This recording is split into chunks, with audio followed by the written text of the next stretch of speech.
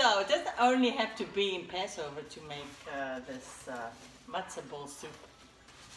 I've already prepared the mix, which is 1 cup of matzah ball mix, 2 eggs, a third of a cup oil, and you just mix it all up and you let it sit in the refrigerator.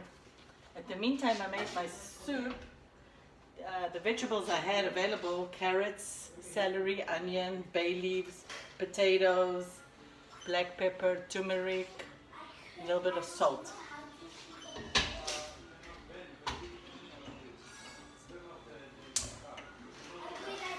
I'm boiling some water for my soup, and at the meantime I have a little bowl of water here where I'm going to make the balls. This time I'm going to make them small.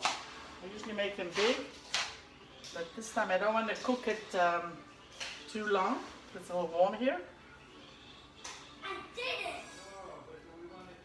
So this is the size of the ball that I'm making today. Use any vegetable soup recipe. Only after I saute the vegetables, I will add 6 cups of boiling water. Add your matzah ball into the boiling water.